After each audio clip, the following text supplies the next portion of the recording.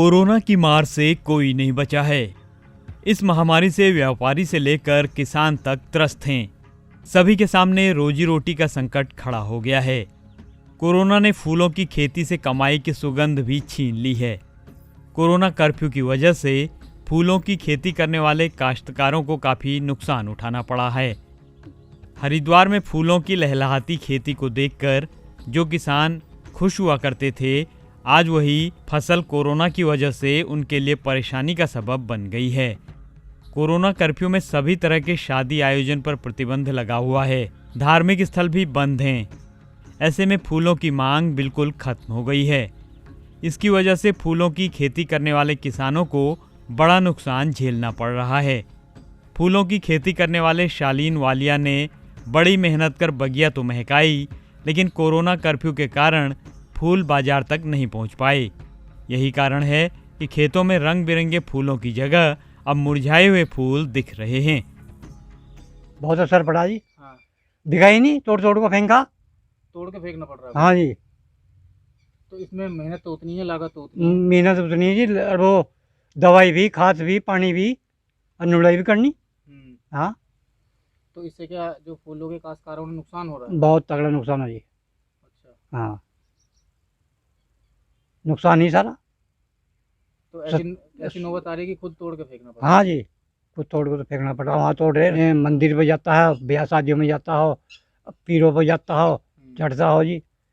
जो बंद हो गए फिर बिकना बंद हो गया। हाँ, तोड़ तोड़ को फेंक रहे। फूल काश्तकार कोरोना की ये मार पिछले 2 साल से झेल रहे हैं। पिछले साल भी लॉकडाउन की वजह से सभी तरह के कार्यक्रमों पर रोक थी। मंदिर भी बंद थे, जिसकी वजह से उन्हें काफ़ी नुकसान उठाना पड़ा था। हालांकि किसानों को उम्मीद थी कि 2021 उनके लिए खुशहाली लेकर आएगा और फूलों की खेती की तरह उनका व्यापार भी महकेगा। लेकिन इस बार भी कोरोना की दूसरी लहर ने उनकी सारी उम्मीदों पर फिर से पानी फेर दिया है। फूलों के काम पर भी इसका बहुत बुरा असर पड़ा हुआ है। जब सभी गतिविधियां कम हो गई, धार्मिक भी और वैसी शादी विवाह की भी, तो फूलों का मार्केट में कोई वैल्यू सी नहीं रही।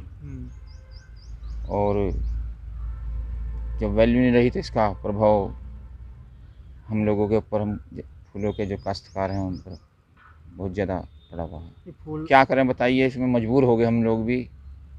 खपत नहीं है, लागत तो बराबर है, क्योंकि फूलों के पेड़ की देखभाल रख रखाव तो बराबर रखना पड़ेगा, नहीं तो फूल का पेड़ जो है नष्ट हो जाएगा, बिल्कुल नुकसान हो जाएगा। इसलिए जो है रख रखाव की खर्च तो बराबर है, परंतु मार्केट नहीं है।